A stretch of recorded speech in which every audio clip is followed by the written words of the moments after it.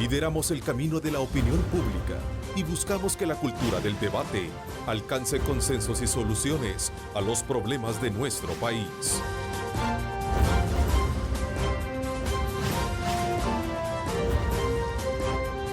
Diálogo con Ernesto López. Hola, ¿qué tal? ¿Cómo están? Qué gusto, como siempre, qué placer enorme saludarles a ustedes a esta hora. Agradecemos a Dios Todopoderoso por darnos ese privilegio de poder ingresar hasta la intimidad de sus hogares. Gracias por acompañarnos en este jueves 16 de marzo de 2017. Bienvenidos a Cadena Megavisión, canales 15, 19 y 21, cubriendo como siempre todo el territorio nacional y también fuera de nuestras fronteras. Dándole seguimiento a la temática de ayer y que tiene que ver con el rechazo adelantado al anuncio del gobierno de estudiar nuevos impuestos. Hoy me acompaña un panel de diputados para medir los alcances de la propuesta en el seno político de nuestro país. Mario Ponce, diputado del Partido de Concertación Nacional y también coordinador del grupo parlamentario y miembro de la Comisión de Hacienda y Especial del Presupuesto. Mario, qué gusto contar contigo este día. Muy buenos días, Ernesto. Un saludo muy especial a nuestros amigos y amigas que son fieles al programa Diálogo de Canal 21. Bueno, también me acompaña, así es, en efecto, me acompaña también el diputado de Ghana, Francis Habla, miembro de la Comisión Financiera y Comisión de Economía y también secretario de la Junta Directiva de la Asamblea. Gracias por acompañarme, Francis. Gracias, Ernesto, bienvenido. muy fino por la invitación y un saludo a todos los televidentes. Exalcalde de San Salvador y también diputado del Partido Arena, el doctor Norman Quijano. Gracias por acompañarnos, doctor. Muchas gracias, Ernesto. Muy buenos días, amables televidentes. Saludo a mis hermanos diputados. Bueno, quiero hacer la aclaración que giramos también la invitación para tener la representatividad de un diputado de la fracción del FMLN, pero su equipo de comunicaciones nos dijo que por el momento no darán posición sobre el tema de los nuevos impuestos y los temas que se están debatiendo alrededor de este tema, de este quehacer. Así es que desde ya pues hacemos la invitación para que más adelante nos acompañen.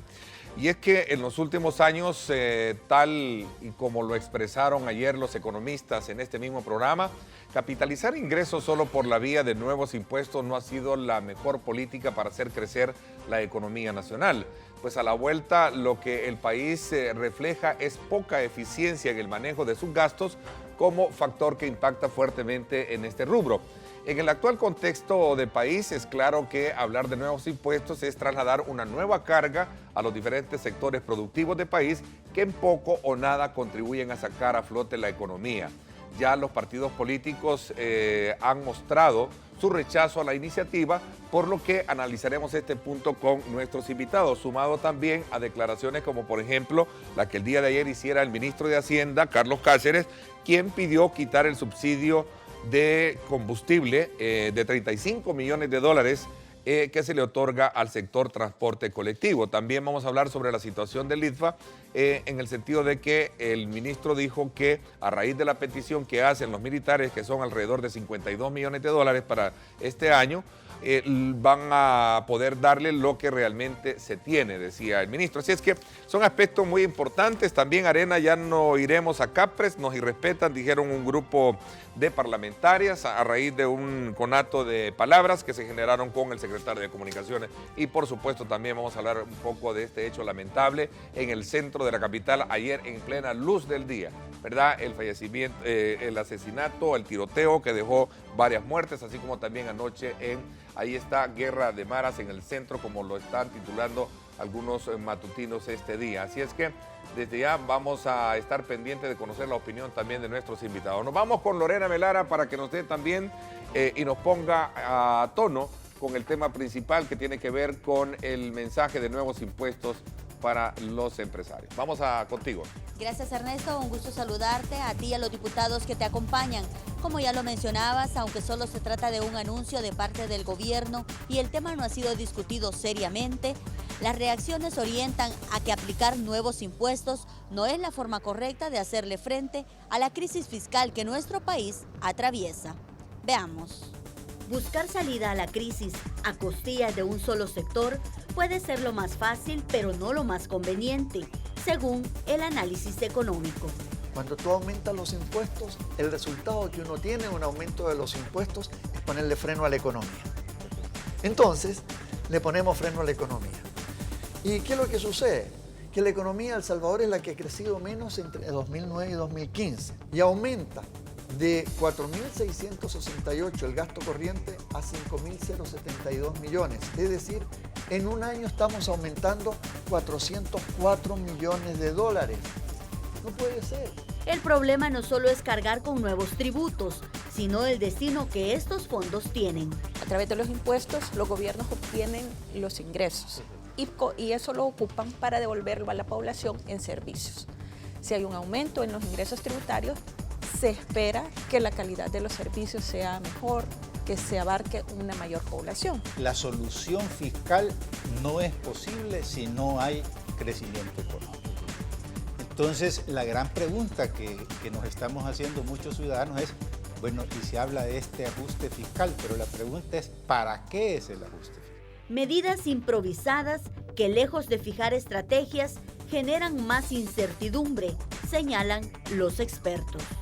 Ernesto, una vez más, el diálogo entre el gobierno y los partidos hace notar las diferencias, pues el tema de nuevos impuestos no ha sido discutido en las mesas, según los representantes políticos. Con esta información vuelvo al estudio. Adelante. Bien, gracias Lorena por ponernos desde luego en perspectiva de la temática que vamos a desarrollar con nuestros invitados. Hacía la reflexión de que este es un tema que obviamente cala de una forma muy digamos, negativa frente a esa gran pregunta. Bueno, ¿qué es lo que queremos? ¿Hacer crecer la economía, pero o queremos más impuestos? Y si esa es la fórmula adecuada. Pero antes de poder entrar en este tema, aprovecho, digamos, la experiencia de su rol como exalcalde de San Salvador, doctor Quijano, y el resto también de la opinión para conocer su, digamos, su lectura frente a estos acontecimientos que el día de ayer marcaron un episodio bastante trágico. Una pugna entre pandillas por el control territorial habría motivado la matanza en el centro histórico, según las primeras versiones policiales. Asimismo, se habla de 9 muertos en una balacera en el sector de San Martín. Pero vámonos en el centro de la capital. ¿Cómo usted examina esta situación? Bueno, Ernesto, mira, según cifras de Medicina Legal, hay 2 municipios que encabezan como los municipios más violentos del país. San Salvador, cuando yo fui alcalde, estaba como en el lugar octavo, noveno, entre los más violentos, es decir, estaba dentro del rango de los 10. Actualmente San Salvador es el segundo lugar, el primero es San Pedro Perulapán. San Pedro Perulapán tiene 184 homicidios por 100.000 habitantes y San Salvador tiene 173 por cada 100.000 habitantes. Se ha ido generando una descomposición, sobre todo en el centro histórico de la ciudad de San Salvador. Y esto, pues yo no voy a venir a responsabilizar a nadie. Yo sé que el país atraviesa en ese sentido una situación muy crítica. En el 2008, el 3.6% de los salvadoreños, consideraba que el centro histórico era lo más peligroso. Eso subió en el 2010 al 3.8. En el 2014 a 4.3. De salvadoreños entrevistados decía que de 4 de cada 10, ¿no? Y ahora estamos que prácticamente 9 de cada 10 entrevistados opinan que el centro histórico es el lugar más peligroso de la ciudad de San Salvador. Esto demanda un esfuerzo enorme. Yo siempre dije de que dentro del ambulantazgo se escondía mucha criminalidad, mucho tráfico de drogas. Si bien es cierto, ahí hay un promedio de 23.000 comerciantes informales que hacen un enorme esfuerzo, un enorme sacrificio por salir adelante en sus vidas. No podemos ignorar de que dentro de ese ambulantazgo también se dan muchos ilícitos y esa es una responsabilidad que tiene que ser combatida en forma más efectiva, no solamente por la autoridad policial, sino que también las medidas de ordenamiento, de prevención que puede impulsar la alcaldía de San Salvador. Decía en una primera reacción el alcalde Nayib Bukele que esto seguramente tendría motivaciones electorales, sobre todo por el trabajo que él ha venido haciendo por querer volver más seguro el centro histórico. ¿Comparte ustedes? Es un señalamiento sumamente irresponsable, sumamente irresponsable. Yo leí el último tuit de él donde señalaba a un matutino de que los asesinatos que se dieron ayer, creo un promedio de 6 en el centro histórico, era producto de un accionar político que él lo cuestionaba mucho a través, responsabilizando casi directamente a un matutino. Quizás primero pedir disculpas, Sí, Neto. lo Yo siento, vine yo- ahora, no, desde ayer ando bien afectado de una gripe y por mi nivel de responsabilidad no quise declinar la invitación, pero ando muy mal. Pero lo cierto, te repito, que eso no es correcto hacer un señalamiento de ese tipo, sobre todo si las cifras estadísticas te están dando que la ciudad de San Salvador, sobre todo el centro histórico, tiene gravísimos problemas de criminalidad y inseguridad. Quizás se lo hace porque cuando él fue candidato a alcalde de San Salvador, él dijo que su prioridad iba a ser convertir a San Salvador en una ciudad más segura. Hablo cosas que obviamente él no entendía quizás en ese momento cuando dijo que al CAM le iba a dar armas de uso que todos nosotros sabemos que son uso privativo de la Fuerza Armada. Me refiero a armas pesadas. Eso no se puede hacer. Habría que reformar la ley de portación de armas, explosivos y todo este tipo de cosas que, te repito, son privativos de la Fuerza Armada. Pero él hizo ese ofrecimiento que yo lo consideré de que era muy atrevido, porque la responsabilidad de un alcalde no es la seguridad pública, es la seguridad ciudadana, que son cosas muy distintas. Y el enfoque de un gobierno local es eminentemente preventivo, disuasivo, diría yo, de los factores que generan la criminalidad, la violencia.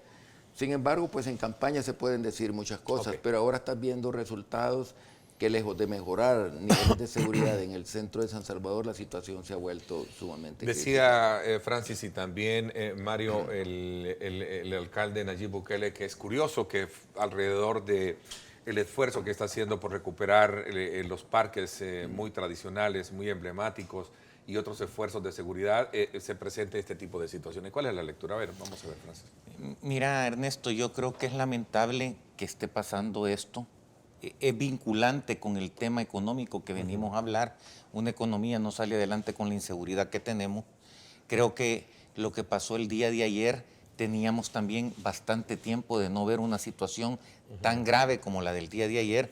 Yo creo que hay que agradecerle a la Fuerza Armada y a la policía que actuaron rápido. Yo creo que la policía, viendo un poco el lado positivo, la policía y la Fuerza Armada de nuestro país está haciendo una labor excelente, es de apoyarlos, y ha bajado la situación delincuencial en el país. No quisiéramos que hubiera nada. Ayer fue grave lo que pasó en el centro, no viene de ayer lo que está pasando. Creo que sí ha mejorado un poco, pero afecta mucho la situación económica y de inversión del país el que tengamos altos niveles de criminalidad como lo estamos viendo en el centro de San Salvador. Yo creo que debemos de darle más apoyo a nuestra Fuerza Armada y a la policía para que sigan con ese trabajo que están haciendo y tratar de ir saliendo de este problema que tenemos. A ver, Mario, así brevemente, era un tiroteo entre vigilantes y presuntos pandilleros que dejaron alrededor de los 6 fallecidos en esta zona. Mira, el centro de San Salvador siempre ha sido, digamos, bastante complicado para las autoridades responsables de la seguridad pública. Por supuesto que el papel del CAN no es dar seguridad pública, ya lo manifestaron acá, es dar seguridad ciudadana, es proteger los bienes de los pequeños, medianos comerciantes que obviamente utilizan los espacios administrados por la alcaldía de San Salvador. De todos es conocido que hay una gran cantidad de ilícitos que en el centro de San Salvador se mueven. Hay zonas obviamente que siempre han sido peligrosas antes de que sucediera o creciera este problema social de delincuencia. Siempre ha sido complicado San Salvador, el centro de San Salvador. Por lo tanto, el acontecimiento de ayer nos deja una gran lección. Y la gran lección que nos deja es que a pesar de los esfuerzos que está haciendo la corporación policial y la Fuerza Armada, es necesario ponerle atención a aquellos centros o a aquellos lugares a donde hay bastante movimiento de personas, como lo dice muy correctamente el doctor. La gente en el centro de San Salvador deambula por las ventas, obviamente, que tienen que moverse y buscar la forma de cómo vender su producto, pero tras todo ese movimiento de personas hay otro tipo de gente que no hace la labor de comerciante, sino la labor de cómo, digamos, extorsionar o asaltar a como los modus vivendi. como modus vivendi. Y eso siempre, bueno, el asalto siempre ha existido en el centro de San Salvador. Ahora, lastimosamente, este problema social pandilleril de alguna manera está haciendo mella en el centro de San Salvador, y los que están sufriendo en carne propia este problema todos los días son los pequeños y medianos comerciantes que hacen uso de los espacios administrados por la Alcaldía de San Salvador. Yo creo que es bastante atrevido, digamos, de parte del señor alcalde de San Salvador, el hacer señalamientos de que este es un asunto político o que es para quererle hacer daño a él. Yo creo que fue un arrebato, un adelanto, digamos, sobre este tema. Es una apreciación totalmente fuera de lugar. Primero porque no se le puede echar la culpa a un problema social, a determinados sectores. Si en este caso va orientado hacia un medio de comunicación o va orientado a un partido político, es una mala apreciación, totalmente fuera de lugar. Este es un problema social que lo tenemos en todo el país. Bueno, ya te diste cuenta en el caso de San Pedro Perulapán, que es un municipio de mi departamento, que es bastante complicado. Pues un municipio que tiene 17 cantones y alrededor de 200 caseríos. Bueno, es uno de los municipios donde la tarea es grande, porque bueno, si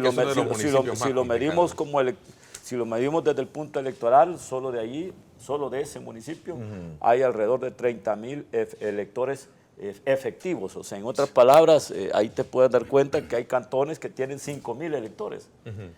A donde estaba la báscula, por ejemplo, en el caso del Cantón La Loma, el Cantón El Espino y hay otros cantones obviamente bien poblados.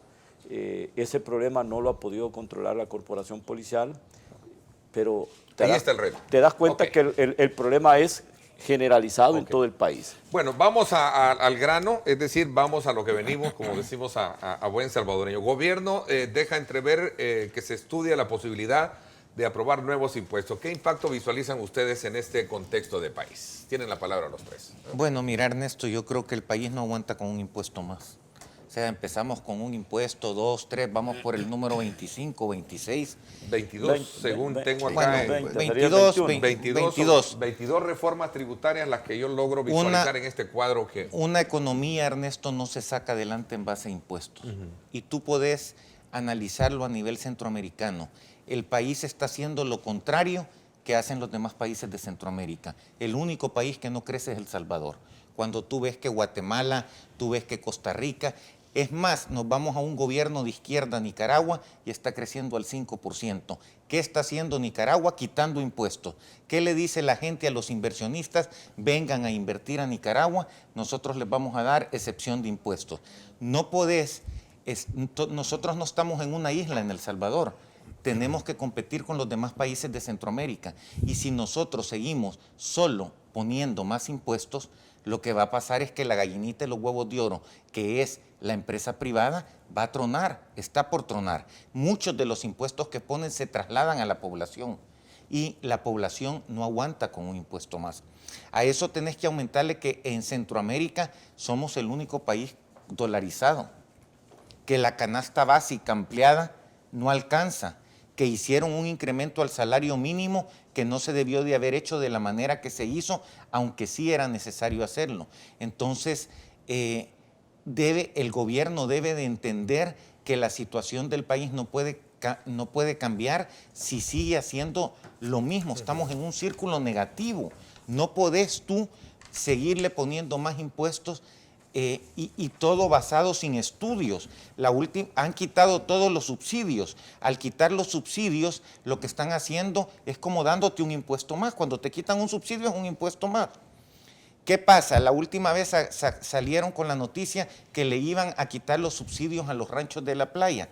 Si tú vas a quitar un subsidio, tenés que hacer un estudio, no tenés que pensar en los ranchos de la playa o cuánto vas a sacar. Entonces, como que está focalizado a ese mismo rencor o resentimiento de decir, levantemos votos porque le vamos a quitar a los que tienen. Y yo cuando veo los ranchos de la playa, pues algunos eran grandes, pero la mayoría son de gente que ha trabajado, Claro. que tiene su pequeño rancho Y le que acaban estamos endeudados. y que están Muchos en- están y endeudados. que son con deudas que lo han hecho, pero el punto es que cómo tú vas a hacer un estudio económico para quitar subsidios en un país y te vas a enfocar Pero tú en los dices- ranchos de la playa. Sí, Entonces, tú dices algo, tú pones ahí un punto bien importante. ¿Cuánto esperaría recuperar el Estado con eso? Yo creo que es risible, ¿no? no solo es risible, sino que no es serio. O sea, tú no puedes hacer un estudio enfocado de quitar subsidios en los ranchos de la playa. Entonces, cuando tú quitas subsidios, aumentas impuestos. Y aparte de eso, querés seguir aumentando impuestos. Yo pongo un ejemplo bien pequeño. Si tú en una casa topas tu tarjeta de crédito y volvés a pedir otro préstamo, y volvés a pedir otro préstamo, Te vas enjaranando. no solo te va enjaranando, que por el otro lado, ¿tú qué tenés que hacer? Buscar más trabajo y buscar más ingresos. Claro. Entonces, el problema que tienen es que están gastando más de lo que perciben, siguen aumentando impuestos, pero la economía no crece. Y esto es muy importante, este punto. Un país se puede endeudar hasta 100% del PIB, si tú querés, si la economía crece. Y si tú te puedes endeudar en tu casa con 20 Claro. tarjetas de crédito, si tenés 20 trabajos y tenés 20 ingresos, pero aquí el país lo están endeudando a niveles que ya las empresas no pueden con un impuesto más. Las empresas van, como decimos en buen salvadoreño, coyol quebrado, coyol comido, y yo creo que la gente se debe de fijar estos últimos gobiernos a dónde nos están llevando, porque no pueden seguir con ese populismo y llevando la situación de El Salvador, que es lamentable. En Centroamérica somos los de la cola, cuando siempre estuvimos en el primer Y lugar. detrás de esto, entiendo, vienen otros impuestos. Mira, creo que todos tenemos claro que no es por la vía de poner más impuestos, es como se deben de resolver los problemas del país. Yo creo que este gobierno tiene la obligación de buscar cobrar de forma efectiva los impuestos que ya existentes, en primer lugar. Y en segundo lugar, orientarlos a invertirlos correctamente, que ese es otro problema. Pareciera que el anuncio recién hecho de poner un impuesto suntuoso o impuestos a las propiedades o ranchos de playa o ranchos de montaña, como le quieran, otro tipo de viviendas de descanso para...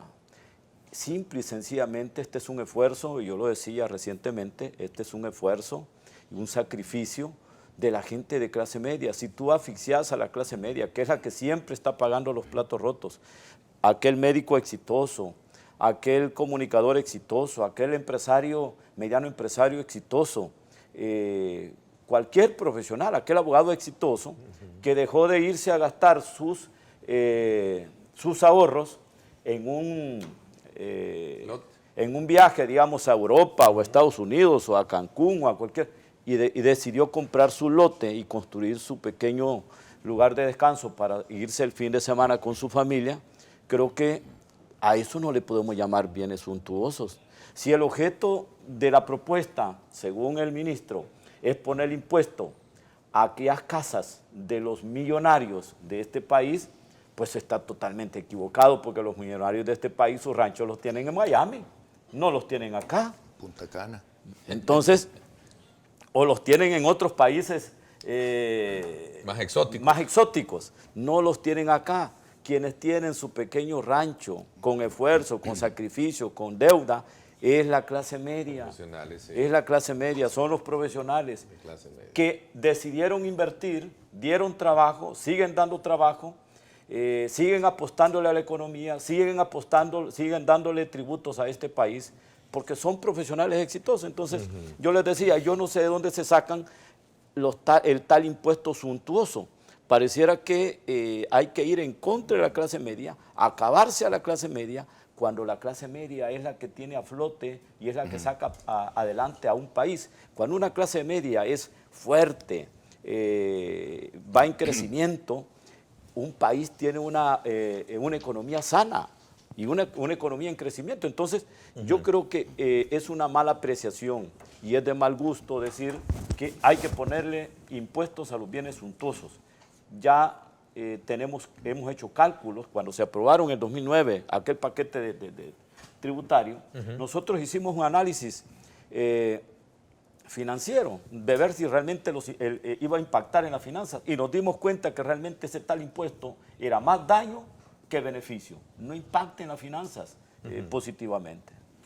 Doctor. Sí, aparte de lo que tú mencionaste, la hojita que yo también tengo de 22 nuevos impuestos, los últimos, recuerda, en el mes de noviembre del año pasado, cuando se le aplicaron, del antepasado, cuando se le aplicaron 5% a las operaciones de telecomunicaciones, a la tecnología en materia de comunicación. Internet y telefonía móvil y fija. Exactamente, y se le aplicó también 5% a los contribuyentes que tuvieran utilidades arriba de $500,000. Mira, el problema del actual gobierno es de falta de capacidad para administrar la cosa pública. Cuando ellos llegaron al gobierno, los ingresos que percibía el Estado por el orden de los tributos rondaban los $2.609 millones. Estoy hablando en el 2009, cuando el FMLN llega al poder. Actualmente, en el 2016, ellos recibieron $4.166 millones, producto de haber incrementado esos 22 impuestos. Es decir, $1.577 millones más es lo que reciben las administraciones del FMLN y no les alcanza. No les alcanza para medicinas en hospitales, no les alcanza para pagar pensiones, no les alcanza para pagar subsidios, ya los han quitado, no les alcanza para pagar a las distribuidoras eléctricas, no les alcanza para pagar a los proveedores, prácticamente no les alcanza para nada. Pero eso es por la vía de ingresos fiscales, tributarios. Veamos ahora por la vía de los préstamos. Cuando el FMLN llegó al poder, la deuda del sector público no financiero era 50.2% con relación al PIB. Es decir, la deuda externa del país rondaba los $10.371 millones. Hoy, a estas alturas, en el 2017, la deuda es de $17.558 millones, es decir, el 65.7% del PIB. En aquella época el FMLN no nos daba aval para préstamos porque decía que el endeudamiento con relación al PIB era muy alto. Ahora estamos prácticamente 15, 16 puntos más altos en endeudamiento con relación al PIB. Y es un gobierno voraz que pide, pero que no da resultados. Porque si tú vieses resultados en los servicios que el Estado, de las instituciones del Estado te brindan, tú dirías, bueno, es justo que estemos pagando más impuestos, tenemos mejores autopistas, tenemos mejores carreteras, etcétera. Y no es cierto.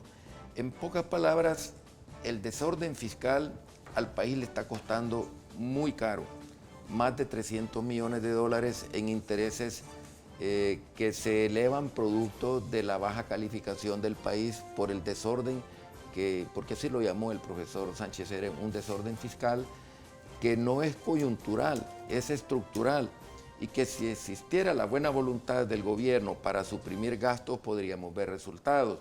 Pero la semana pasada estaban hablando que quieren sacar a concursos 600 plazas, que yo me pregunto, ¿no serán 600 activistas para las elecciones que están a la vuelta de un año? Siguen la propaganda del show del buen vivir. Ahí construyeron aquí en el Redondel Maferrer una pasarela que yo no entiendo el por qué gastar $2 millones por el titular de Obras Públicas en una pasarela que tiene ascensores. Van a tener que poner un policía en cada ascensor para que esté custodiando la pasarela. Y yo te puedo decir, yo vivo a una cuadra arriba de esa pasarela y solo he visto a una persona transitando en esa pasarela. Es una pasarela onerosa, dispendiosa para un país que necesita realmente medidas de austeridad. que se hagan realmente recortes en el gasto, pero que realmente sean recortes efectivos. Voy a hacer la primera pausa comercial. Seguramente nos queda una parte todavía que debatir de este enfoque, es decir, de la idea de poder identificar figuras tributarias que pueden debatirse. Pero también a la base del complemento, lo decía al principio en la presentación del programa, lo que la población ve que el país lo que se refleja es poca eficiencia en el manejo de sus gastos, como un factor que obviamente detiene cualquier tipo de desarrollo productivo. Voy a la pausa, regresamos con esto y otros aspectos elementales del debate. El dron es gracias al patrocinio de Fede Punto Vecino del sistema Fede Crédito.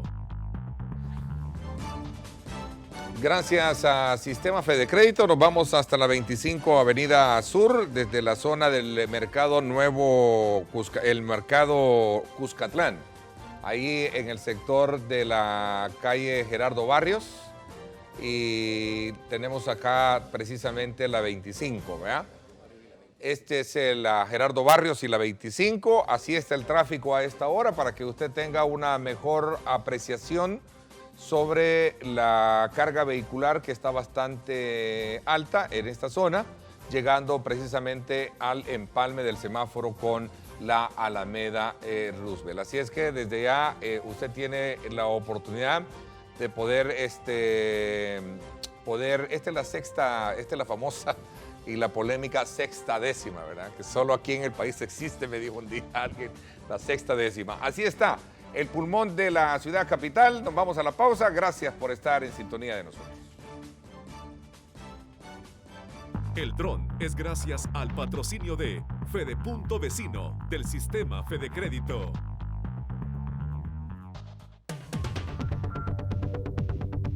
Echarle ganas, buscar oportunidades. Creo que les dejan de ver, ¿va? Pocas, pero hay. Más que todo para la juventud, para que no se siga perdiendo. Deberían de ponerse de acuerdo ellos para trabajar pues por el porvenir de todos nosotros, generando empleos, dándole oportunidad a los jóvenes, porque hoy en día los jóvenes se gradúan y no tienen mayores expectativas de trabajo.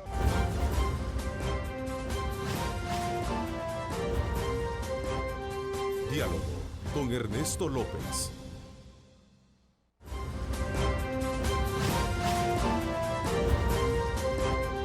Diálogo con Ernesto López. Bueno, antes de continuar con el debate este día legislativo sobre la posible aplicación de nuevos impuestos, quiero recordarles que todos los martes, miércoles y jueves disfrute el Mega Lunch campestre. Pollo campestre orgullosamente hecho en El Salvador. Ahí está el Mega Lunch campestre. Somos una cooperativa con más de 50 años de experiencia. Coop 1 es solidez. Juntos somos uno. Bueno, gracias nuevamente. Quiero decirles que ya puede usted solicitar en Coop 1 su crédito para consolidación de deuda con una tasa de interés muy baja y una cuota a su medida. Coop 1 es solidez, creemos en ti y en El Salvador juntos avanzamos hacia el éxito. Continuamos con Francis Habla, doctor Norman Quijano y también Mario Ponce. Ambos, todos ellos son diputados, hablando sobre el tema de nuevos impuestos. A ver, me había quedado... Francis, yo te quisiera leer las recomendaciones generales del Fondo Monetario. Dice evitar los impuestos que distorsionan la actividad económica. Si bien el documento habla de fortalecer los ingresos del Estado, recomienda evitar impuestos distorsionadores o que logren efectos adversos. Por otra parte, señalan que impuestos como aquel sobre las transacciones financieras o sobre las telecomunicaciones tienen recaudación relativamente baja y afectan significativamente la intermediación e inclusión financiera. También sugieren alejarse de aumento al impuesto sobre la renta de las empresas, considerando las tasas de informalidad y el bajo nivel de inversión. No lo decimos nosotros los diputados, lo dice la población y se lo viene a reafirmar el Fondo Monetario. O sea, si ya el gobierno quiere hacer estar en contra de lo que el pueblo dice, de lo que la Asamblea dice y lo que le dice el Fondo Monetario, ¿quién está equivocado? A mí me ponían un ejemplo, ¿verdad? Es como estar viendo el 6, uno enfrente y el otro enfrente. Uno dice que es 9, el otro es que es 6. Aquí tenés gente de afuera que viene a asesorar y les dicen, no, no es como ustedes lo están viendo. Para salir de la situación económica del país, lo que ustedes tienen que hacer es lo siguiente, y te dan todas las recomendaciones. Lo han hecho en otros países, Ernesto, y aquí el gobierno hace lo contrario. Los demás países de Centroamérica que lo están haciendo están creciendo al doble o más del doble del Salvador. Sí, ciertamente deprime la economía de un país, desincentiva la inversión, aparte que genera también inseguridad jurídica, porque si una empresa o un empresario se atreve a invertir, ya teniendo costos altísimos de inversión, producto de la inseguridad, tiene que estar permanentemente pagando seguridad privada. Y viene un gobierno que no solamente mantiene un discurso, diría yo, feroz contra los sectores productivos del país, a quienes no considera como socios en el desarrollo, sino que los considera como enemigos, como oligarcas, como personas que no tributan. El gobierno tiene realmente que dar medidas, diría yo, eficaces para hacer crecer esta economía. Estamos creciendo 1.9, ya decía Francis, el que menos crece en Centroamérica. Honduras anda el 3.3, Guatemala el 3.1, Costa Rica anda arriba, todos andan arriba de nosotros. Nos convertimos en el patito feo. Y la única forma de salir de esta situación es ciertamente teniendo certeza en las medidas que se toman, no cargando de más tributos a los sectores que ya están tributando. A mí me llama la atención cuando el viceministro de Ingresos, que fue diputado del FMLN, dice de que hay una evasión por el orden de 1.500 millones de dólares. Si hicieran su trabajo, porque aquí nadie está oponiéndose a que la persona que no está pagando tributos la obliguen bajo diversos mecanismos, siempre que sean lícitos, ¿verdad?, a que pague sus impuestos. Si ellos hicieran su trabajo y de esos 1.500 millones que ellos hablan que es de evasión, lograran pues recuperar unos 800 millones de dólares, suprimirían el déficit fiscal que tiene el país. Bueno, a propósito, que ronda por ese orden. ayer la Fiscalía General de la República pidió un requerimiento y con detención para el exalcalde Napoleón Duarte. Alejandro Napoleón Duarte. Lo considero injusto, fíjate, cárcel para una persona por una deuda allí de 38 millones, por 38 mil dólares. 38 mil. Yo creo que la cárcel es el último recurso que se debe de usar, pero también por cantidades que sean representativas.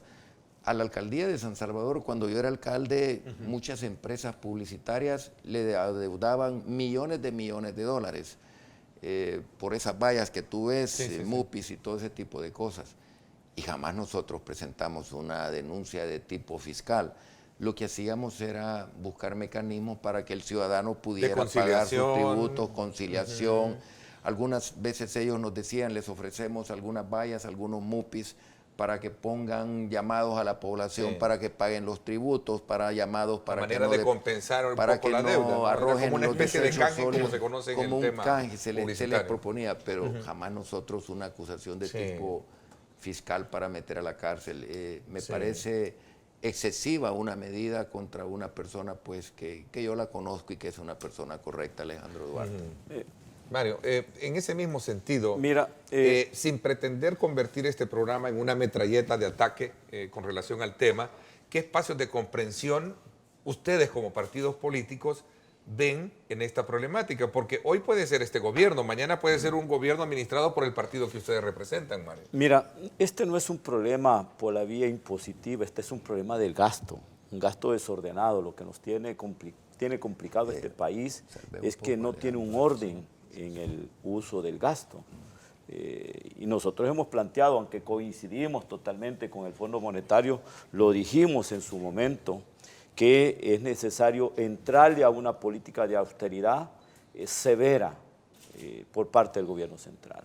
Y dijimos bajar la emisión de letes, porque cada vez que estás emitiendo deuda de corto plazo estás presionando la caja. Al 2018 bajarla del 30 al 10%, pero no parás la emisión de letes año tras año.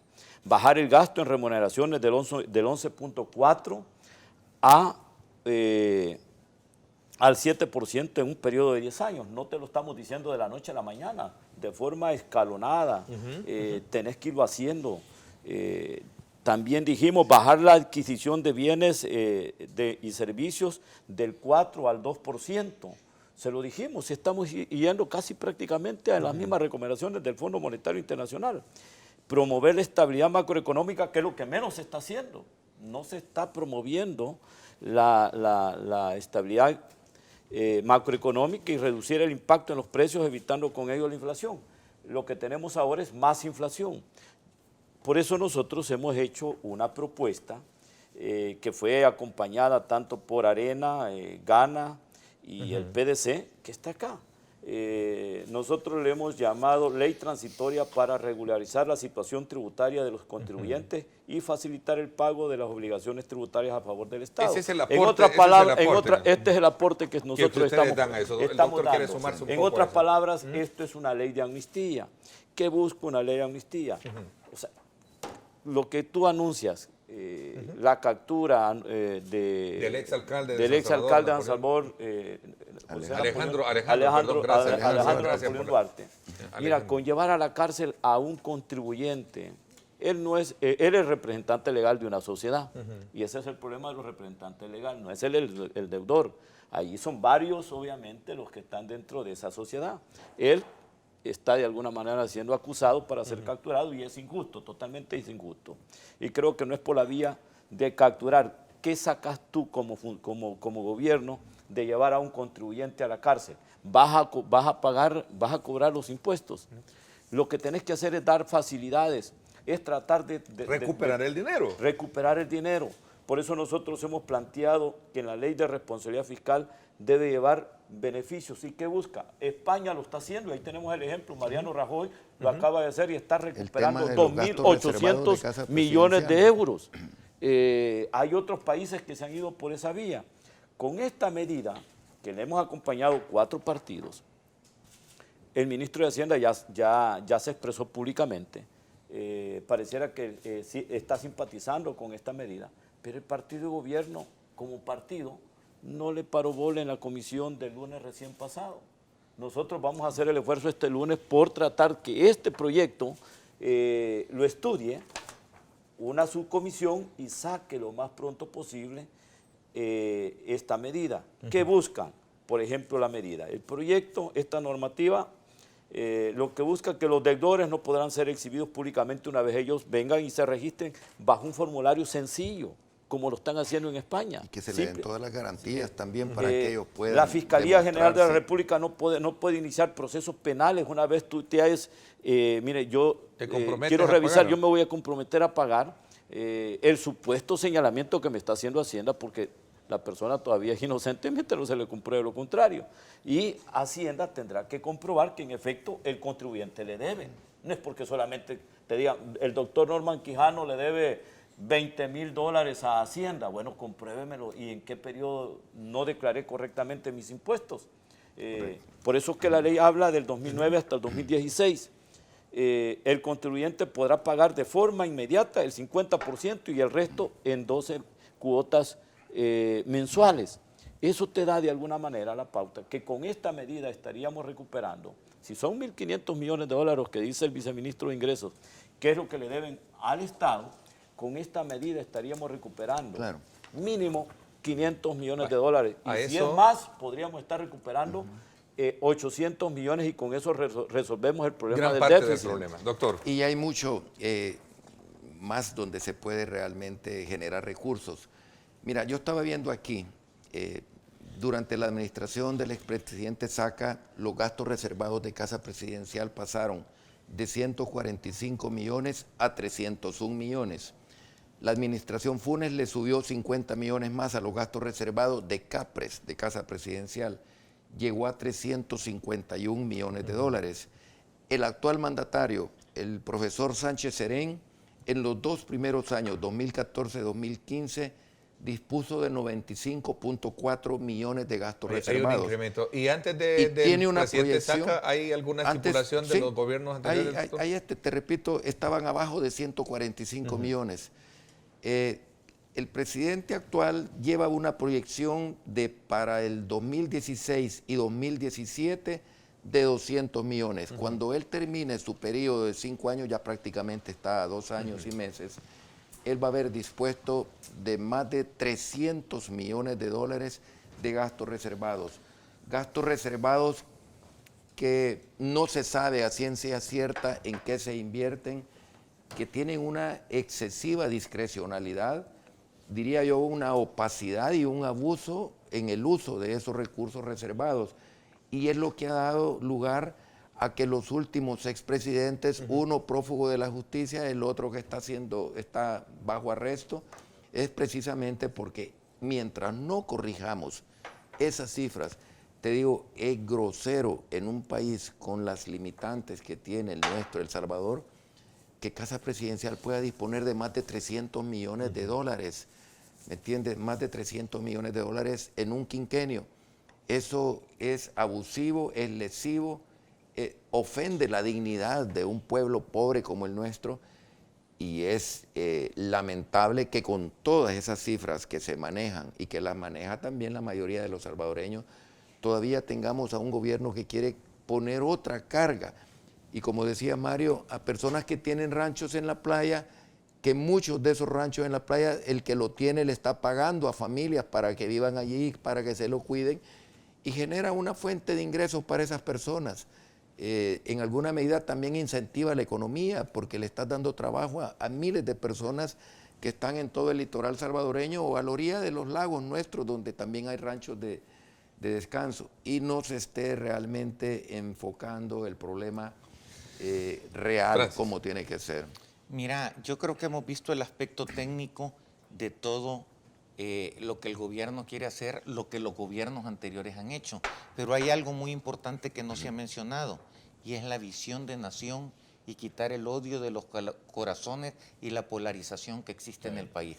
Si tú no compones el problema de esa polarización, es que mira, los gobiernos anteriores, de lo que hablaba el doctor Quijano, tenían una partida de 200, hoy la mía va a ser de 250. Ese no es el enfoque de visión de nación. El enfoque de visión de nación tiene que ser: El Salvador no puede seguir con los gastos que tiene. O hacer uso eficiente de los gastos. Hacer uso eficiente de los gastos y transparentarlos. Transparentarlo, bueno, son recomendaciones del Fondo Monetario, pero aparte de eso, si El Salvador no cambia y los partidos políticos, y me tengo que referir a los dos partidos políticos principales, esa polarización en que tienen al país, y con el respeto que le tengo al doctor Quijano, y la población no me va a dejar mentir, un ejemplo bien pequeño. Cuando el FML Arena estaba en el poder, el FMLN hacía lo mismo que está haciendo ahora, que hace Arena ahora, que el FMLN está en el poder. Es decir cosas que no por decir que no. Aquí lo que tiene que hacer el país es sincerarse. Tenemos que sincerarnos, quitar ese odio que hay en los corazones, tener una visión de nación para poder sacar el país adelante. Te pongo otro ejemplo. Aquí, si los gobiernos anteriores hicieron un edificio de 20 pisos, el gobierno de ahora lo quiere dinamitar de los cimientos porque dice que está mal y volver a construir otro edificio. Si lo que hay que hacer es dejar los cimientos, remodelar uno y sacar adelante el país. Pero mientras nosotros no cambiemos lo que está pasando en este país y el odio que existe y que se sigue creando, porque este gobierno está diciendo los ranchos de los ricos hay que meterle impuestos. Eso de los ricos, de los pobres, eso es del pasado, de la guerra. Debemos de hacer algo diferente por El Salvador, y ese algo diferente debe de ser que nos pongamos una meta, y con visión de nación todos los partidos políticos nos enfoquemos en llegar a esa meta en beneficio de las grandes mayorías del país. Doctor, por alusión, vamos a ver si lo enfoca la cámara. Doctor, por alusión. No, yo comparto mucho de lo que ha expresado Francis. Los niveles de polarización del país son graves. Y cuando tú dices, bueno, como el otro hizo malas cosas, yo también tengo derecho a hacer malas cosas, eso es una cosa que no está bien. Yo creo de que el salvadoreño ya le cansa ese tipo de situaciones. Como aquel robó, yo voy a robar también. Eso no puede ser. El que llega a administrar la cosa pública tiene que realmente tener un giro, un cambio que realmente despierte la simpatía y el agrado de todos los salvadoreños, pero no estamos viendo eso. Y uno tiene que también, como actor político, asumir la responsabilidad y la culpa responsable en esto, cuando nos toque Francis asumir. dice algo que me parece que es muy cierto. No, Por pero mira qué supuesto, bonita si es una lección que en el pasado Ernesto, me mira la qué pusieron, bonita, no tengo por qué. qué Es bonita que la solo posición del solo- doctor Quijano, solo que déjame en realidad, si alguien dice, aunque yo no sea del partido de él, y he hablado un poco, y lo dije con mucho respeto, en algo que tiene que ver en el pasado con partidos de él asume lo que es verdad y con mucha responsabilidad dice, Claro, sí, claro. tiene razón, debemos de cambiar. Eso es lo que necesita el país, visión de nación Y de todos los sincerar. políticos, Mira, sincerarnos. Yo lo si felicito, nosotros, doctor. sí, gracias, Francis. Mira, si nosotros no hubiésemos tenido algunos funcionarios que hubiesen tenido un mal desempeño, nosotros seguiríamos gobernando este país, pero tuvimos funcionarios que abusaron en el desempeño de sus cargos en la función pública. Al final el ciudadano dijo, bueno, vamos a cambiar, vamos a darle la oportunidad a otro partido que llegue al gobierno, pero resulta que el actual gobierno llegó a culpar de todos los males que los han venido a empeorar a las anteriores administraciones y eso tampoco se El vale. revanchismo político que tanto daño, dice Francis, que le ha hecho a este país. Y le sigue haciendo. Sí. Fíjate que yo, Sí. en el tema particular, y por eso mencionaba los niveles de endeudamiento, es que los niveles de endeudamiento del país son insostenibles. Hoy sí yo considero que son insostenibles, porque antes podíamos tener la expectativa de crecer un poco más en la economía. Francis decía, tú puedes estar endeudado con 80 o 85% del PIB, pero tenés los motores de crecimiento de la economía Correcto. activados, dinamizando la recaudación tributaria, porque entre más generas empleo, más recaudación tributaria hay, más podés disponer de recursos para atender las necesidades del Estado. Pero ahora estamos en una situación más desventajosa, porque si antes el FMLN no nos daba préstamos porque estábamos con el 50% del PIB, hoy estamos con el 65% y no vemos claridad en ninguna de las inversiones del actual gobierno. Yo creo que el país necesita un gran acuerdo nacional en esto. Y en eso Francis puso el dedo en la llaga. El problema de este país, aparte de la mala orientación de la economía, también es la polarización. Y creo que lo ha dicho de forma muy concreta.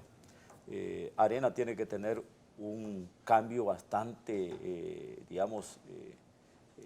radical, o dar un giro de 45 grados, si fuera posible.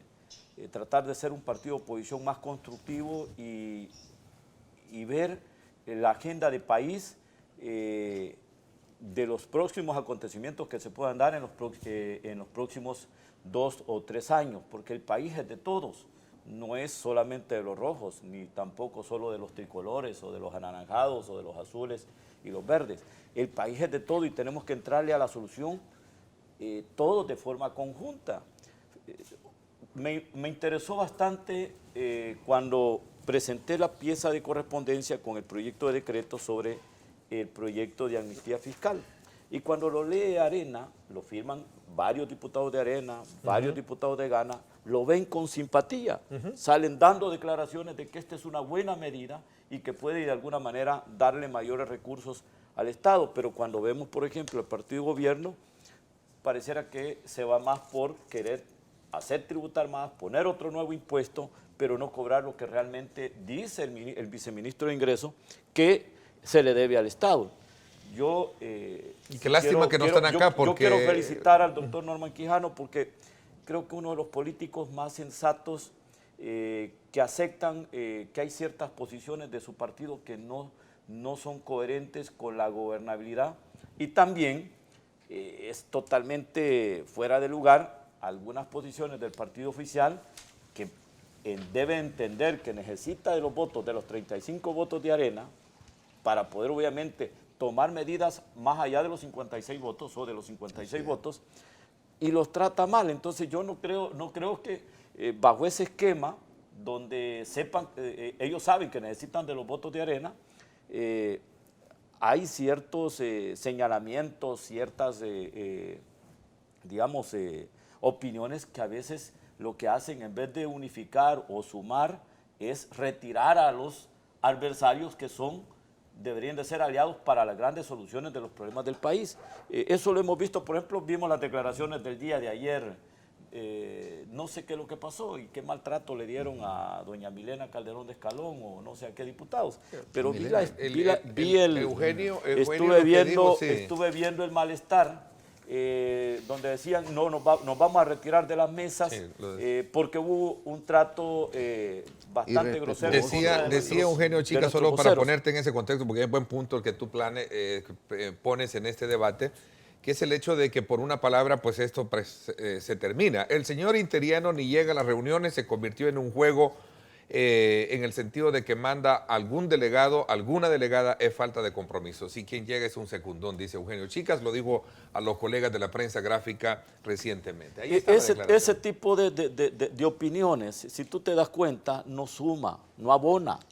No abona, digamos, para poder encontrar una salida a la problemática del país. Para romper Entonces, una tenemos que ser sensatos, inteligentes para poder encontrar una salida. Y yo, al final no es que le esté dando el aval, pero tienen razón. Si lo estás tratando de la patada y les estás diciendo que son secundones los que está mandando el Partido Arena, con las disculpas del caso, pero doña Milena pesa su opinión política. Ese tipo de lenguaje, ese tipo de discurso no es congruente con por eso cuando Mario pide que cambie el Partido Arena o que dé un giro bastante grado, no es solo así, tiene que cambiar mucho el partido de gobierno y con más responsabilidad tiene que cambiar el partido de gobierno porque son los que están en el puesto, son los que están gobernando en este momento y no abona en nada una comunicación como la que ha hecho el secretario, sino que deben de ser respetuosos y lo más importante es que cuando se sienten en una mesa pongan en el centro de la mesa el país. Si en el centro de la mesa están las discusiones por partidos políticos, por intereses de elecciones, no va a cambiar El Salvador, no va a cambiar. 30 segundos, doctor, solo para cerrar eso porque quiero hablar de otro tema. De Eugenio contra Milena. Milena es una persona de una larga trayectoria de servicio a nuestro país a través de nuestro partido. Es una funcionaria sumamente responsable, capaz, que pertenece a una honorable familia de políticos que le han dado su vida a El Salvador. Es nuestra subjefe de grupo parlamentario y una voz autorizada dentro de la Comisión de Hacienda de la Asamblea Legislativa. Fiscal lo conoce muy y bien, ese tipo de lenguaje no es el lenguaje conciliador ante un gobierno que está necesitado de recursos y de acercar a la oposición representada en nuestro partido, que es la más fuerte como oposición, como grupo parlamentario, y no abona al diálogo constructivo que todos los salvadoreños estamos esperando. Así es, en efecto, todos, cada uno, independientemente del partido que pertenezca, pero merece el respeto, el diputado, el legislador, el representante de una mesa, y ese tipo de lenguaje, ese tipo de referencias creo que tampoco abona para ese verdadero punto de partida que es el país, como tú lo dices, Francis, que debe de tener una negociación tan importante como es el tema fiscal entre el gobierno y la oposición. Vamos a la pausa, regresamos, no sin antes, recuerde aperturar ya su depósito a plazo fijo en Coop 1 con una tasa de interés preferencial, ¿verdad? Mejora la rentabilidad de tu dinero. Coop 1 es solidez, creemos en ti y en El Salvador. Juntos avanzamos hacia el éxito. Somos una cooperativa con más de 50 años de experiencia. Coop 1 es solidez. Juntos somos uno. Depende de la situación del norte, ¿verdad? De allí depende todo Sudamérica y Centroamérica. Porque imagina que vengan deportados más de los que están mandando. Pues la esperanza es que mejore, pero no está fácil, está difícil, ¿verdad? Entonces, simplemente echarle ganas. Creo que este año pues ha comenzado un poco mal, la economía pues no está muy buena. Espero que para ya términos del primer trimestre ya todo se pueda recuperar.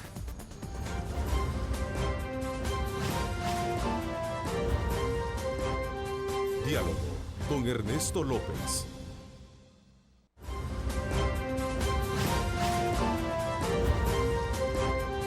Diálogo con Ernesto López. Texaco, la gasolina regular 91 octanos sin costo adicional, presenta el reporte del tráfico. Bueno, vámonos nuevamente hasta este sector importante de la ciudad capital para poder ofrecerles a ustedes las imágenes que nos da nuestro Megadrón gracias a Texaco a esta hora, la 25 Avenida Sur.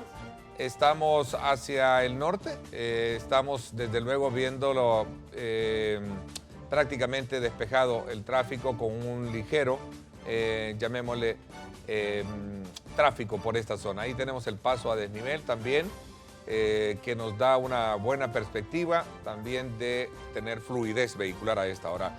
Imágenes en vivo de nuestro Megadrón. Nos vamos a la pausa. Gracias a Texaco por este informe.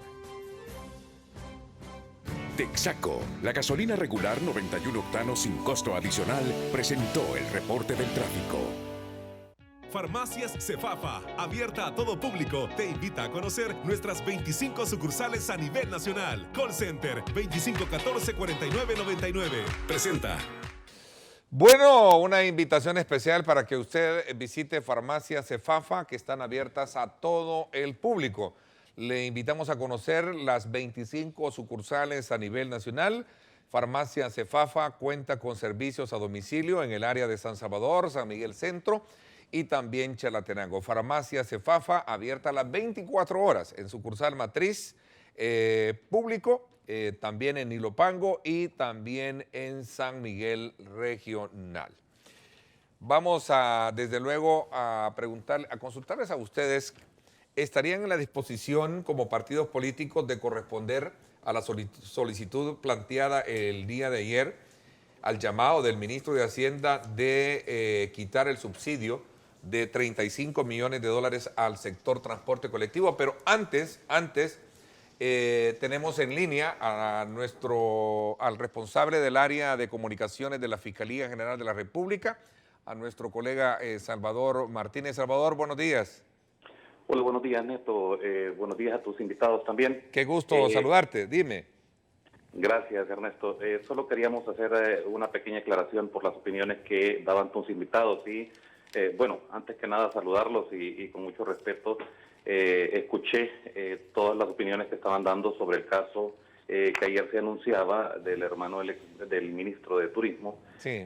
Y decirles que quizás es muy poca la información que hoy por hoy se ha dado a conocer, pero que no se trata de un simple no pago de impuestos, porque cuando se trata de un no pago de impuestos se le cita a la persona para que pague y si no paga esta persona, pues se le demanda civilmente. Sin embargo, en este caso, lo que ha ocurrido es que se trata de un caso penal porque va más allá de una evasión de impuestos, porque se tiene como un fraude. En el caso de este señor, lo que pasó y lo que ocurrió es que él reportó que no había tenido ingresos en sus empresas y con esto evadió el pago del IVA. Y no solo estamos hablando de 37 mil dólares como se dio a conocer en su momento, estamos hablando casi de 80 mil dólares que no se dejó, o se dejó de pagar en concepto de IVA, y por consiguiente no se trata de un simple no pago de impuestos, se trata de un fraude que el señor reportó que sus empresas no habían tenido ingresos. O sea, y queríamos hacer la aclaración precisamente para que no se piense que por un simple no pago de impuestos se está procesando penalmente a alguien, sino que se trata de un fraude que tiene que ser castigado con el proceso que se va a seguir, ¿verdad?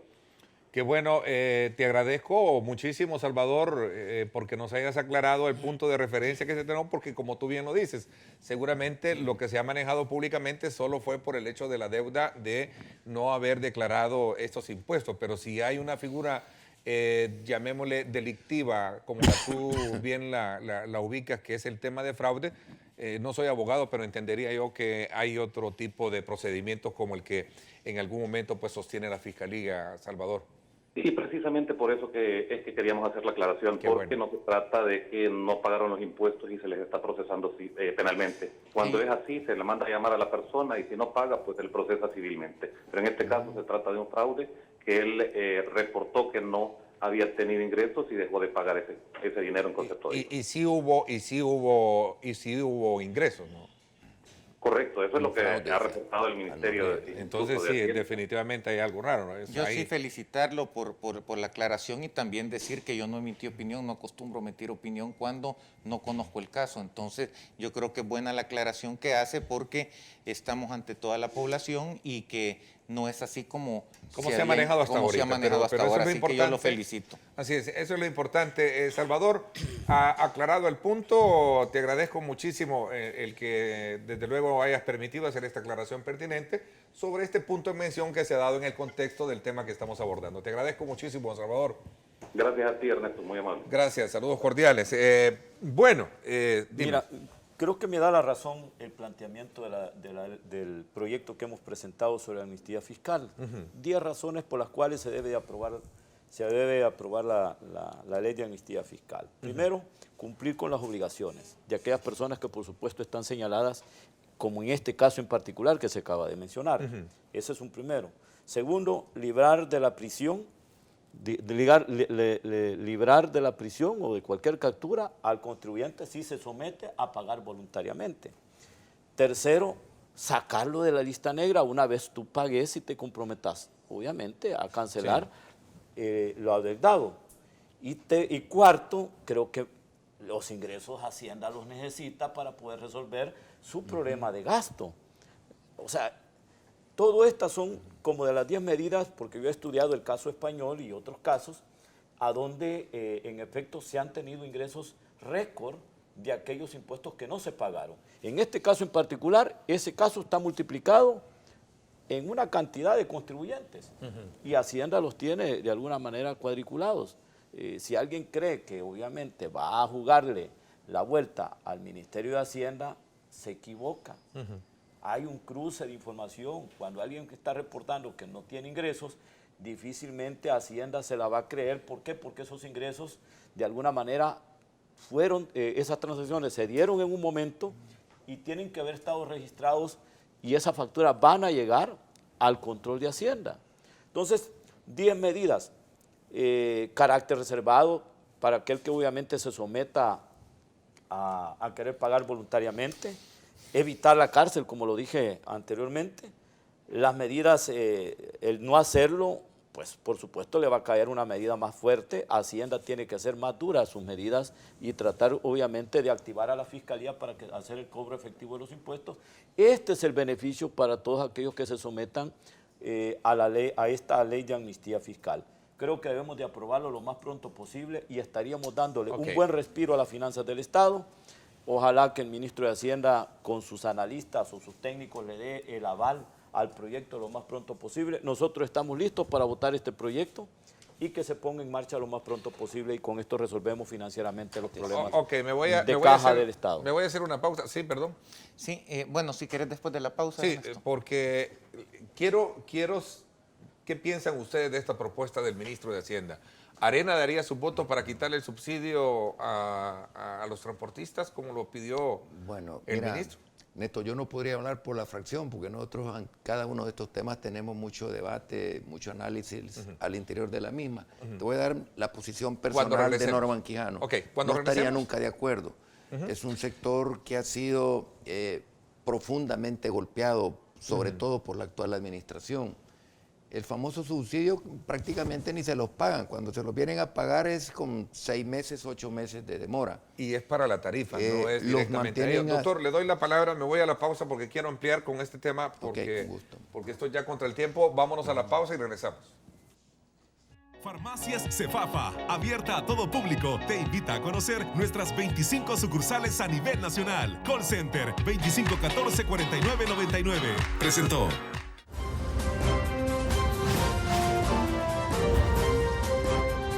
Diálogo con Ernesto López. El futuro es imaginar, es pensar en grande. Prepárate hoy, estudia en la UFG y amplía tus oportunidades. UFG, tecnología, innovación y calidad. Bueno, gracias a la Universidad Francisco Gavidia. Doctor, le dejé la palabra así concretamente. No puede hablar usted por la fracción, pero ¿cómo ven la iniciativa que plantea Hacienda? No estaría nunca de acuerdo, porque el subsidio es para que los transportistas mantengan el costo del pasaje para miles de usuarios. Los transportistas son permanentemente asediados por el Viceministerio de Transporte. Les amenazan con quitarles la concesión. A muchos les han quitado la concesión. Los obligan a competir en desventaja a través del Citram, porque los obligan a ir en una cola a vuelta de rueda, mientras el sector del Citram va en un carril segregado. Es decir, si hay un sector de la economía del país que es profundamente golpeado por este gobierno, es el sector de los transportistas. Yo puedo reconocer de que muchos de esos, tal vez no los empresarios, los transportistas no tienen la conducta que mejor deseáramos los salvadoreños, pero repito, es un sector que de mi parte van a tener siempre el respaldo. Francis, un minuto sobre este tema porque yo creo que es un sector que debemos de apoyar, debemos de revisar bien cómo está lo del subsidio, pero siempre debemos de apoyar a ese sector. Yo creo que lo debemos de apoyar. ¿No estarías de acuerdo tú en lo particular, quitarle, como lo dice? Revisar. Habría que revisar. Habría que revisar. Quitar no. Mira, no se puede dañar a un sector, claro. Ha sido bien afectado. Mira, y no es tanto el daño al sector en particular, sino más bien al usuario, porque esa compensación de $400 para el bus y 200 para el microbús, lo que hace, como decía el doctor, es mantener estable la tarifa de que se cobra al usuario. Lo que pasa es que hay una, llamémosle una mala interpretación o mal enfoque a la hora de hablaría de revisar y exigir. Lo otro exigir que den un mejor servicio. Es que también se exige que los empresarios, y voy a hablar por todos los transportistas, voy a hablar a nombre de ellos, por conocer per se ese sector. La mayoría hace el esfuerzo por querer mantener, hoy han hecho nuevas inversiones, comunidades en varias rutas, ¿verdad? Y hay que reconocerlo también. Están cambiando. Pero y eso es lo que deja amarrada una tarifa y ahí es un problema. Yo quiero decirte una cosa. ¿Quién es el que da el subsidio? ¿El gobierno o quién hace uso de es la población misma, si es que nosotros los que compramos. El gobierno no le está dando el subsidio a la gente que se sube en el transporte público. Somos nosotros los salvadoreños que consumimos. No es el ministro de Hacienda quien le dé el subsidio a los pasajeros del sector que hace uso del transporte público. Es todo aquel ciudadano que tiene su vehículo, pasa a la tienda de combustible, llena su tanque, él es el que está subsidiando. Nosotros. Por lo tanto, ese no es un subsidio del gobierno, con las disculpas del caso. Ese es un subsidio de todos los ciudadanos, de todos los salvadoreños que hacen uso de su vehículo y que todos los días pasan a una tienda de combustible a llenar su tanque de combustible. Ellos le están dando el subsidio al salvadoreño que se sube en el transporte público. Me parece interesante. Reflexiones sobre el tema principal, vea, nuevos impuestos. Sí, mira, yo creo que no podemos ver aquí ya la polarización misma, dicen los ricos, los empresarios. Sin los empresarios no hay trabajo y sin los empresarios no hay impuestos. Esa manera de seguir polarizando se debe de cambiar. La economía, para que surja, debe de darse incentivos fiscales en lugar de estar poniendo más impuestos. La economía no sale adelante a puros impuestos, no me voy a cansar de decirlo,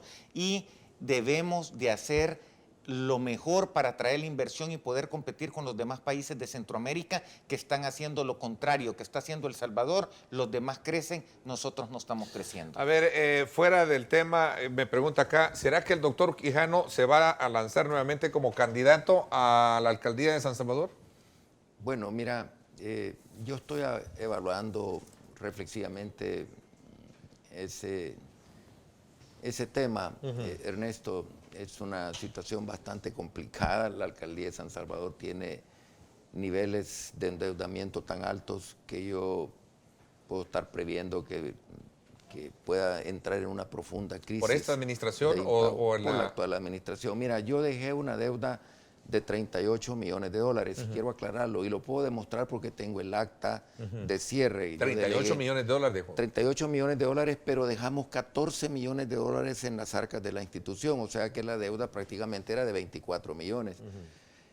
Pero ahora tiene niveles de endeudamiento muy por allá de sus ingresos, de su capacidad financiera, y ese es un tema de que nos debe de preocupar a todos los salvadoreños, porque cuando los recursos de un ente público como la alcaldía se gastan en una forma dispendiosa, decía yo, a veces casi sin sentido, yo creo de que nos debe llevar a la reflexión. Yo creo que la Corte de Cuentas también debería hacer una valoración. El caso particular de las plazas, yo escribía un artículo que espero que pronto pueda ser publicado.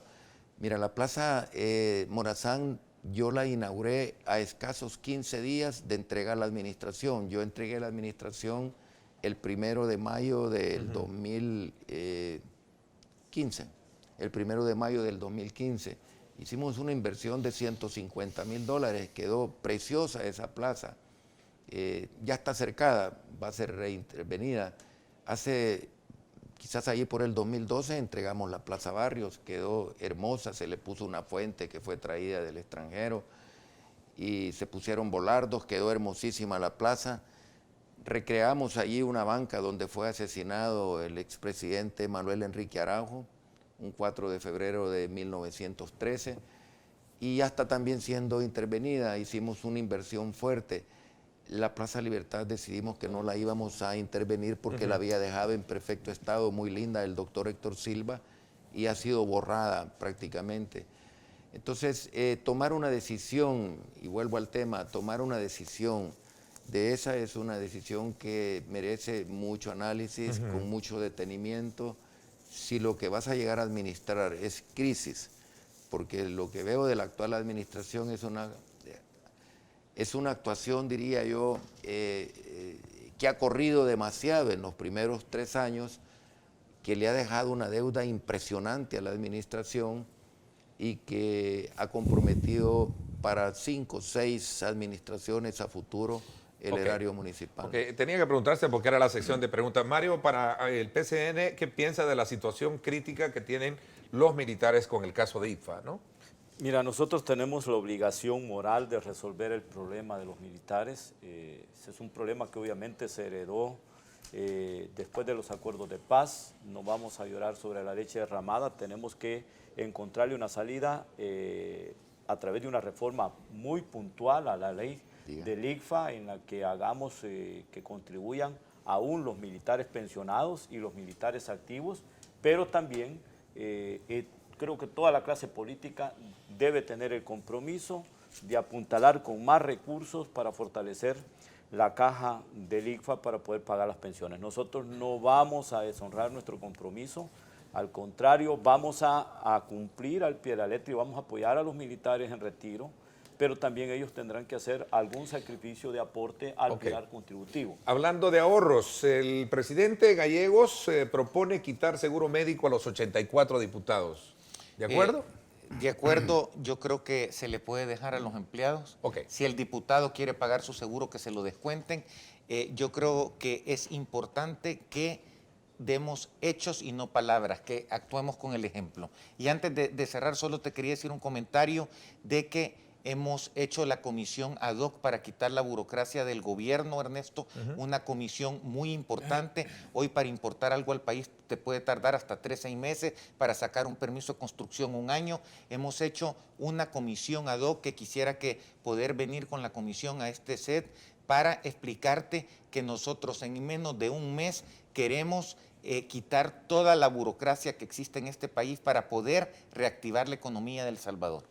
Ok, doctor, sobre ese tema. Sobre el seguro. ¿Seguro médico? Mira, ese es un tema que está en manos de la Junta Directiva de la Asamblea. Cuando yo estuve en la Junta Directiva, yo fui uno de los miembros de Arena, bueno, varios miembros de Arena en la Junta Directiva, nos opusimos por la forma en que se estaba otorgando el seguro, sin haber hecho un análisis a fondo de la cartera de servicios, el portafolio de servicios, gastos realmente en que se incurría a través del seguro, no, diría yo, pues, no en consonancia con una realidad del país que necesita medidas de austeridad. Estaría de acuerdo que los diputados no lo tengan. El tema está en discusión y yo creo de que nosotros vamos a estar atentos al posicionamiento de la directiva para tomar una posición como fracción también. No tienen posición. ¿No creen que podría quitársele entonces? ¿Cómo no? Yo creo que el seguro se puede quitar, por supuesto que se puede quitar. Para los y diputados. Ojalá que los servicios públicos de salud mejoraran también, por supuesto que Mira, puede en el quitar. mismo sentido, yo creo que los empleados merecen su seguro médico privado. El diputado que quiera tener su seguro médico privado, por supuesto que lo pague. Se puede incluir dentro de la póliza. No creo que esté más allá del alcance para poderlo pagar, pero a los empleados sí hay que asegurarlos, porque al final es un beneficio, como dicen los de la izquierda, lo conquistado no se entrega, pero es una conquista de los trabajadores, de los empleados de la Asamblea Legislativa. Entonces, que queden fuera los 84 diputados y el diputado que quiera su seguro médico, simple y sencillamente que le hagan el cálculo y que le digan cuánto le corresponde pagar. ¿Cuánto le corresponde? Gracias, doctor Norman Quijano, por haberme acompañado. Gracias a Francis, gracias también a Mario Ponce. Esperamos más adelante tener un representante en este tipo de debate muy abierto, muy transparente, muy público para toda la audiencia del partido oficial FMLN, que lamentablemente no pudieron acompañarnos ahora. Gracias, Ernesto. Por mi parte, esto es todo por hoy. Pásenla bien y como siempre recuerden lo más importante, amar a Dios sobre todas las cosas. Lideramos el camino de la opinión pública y buscamos que la cultura del debate alcance consensos y soluciones a los problemas de nuestro país.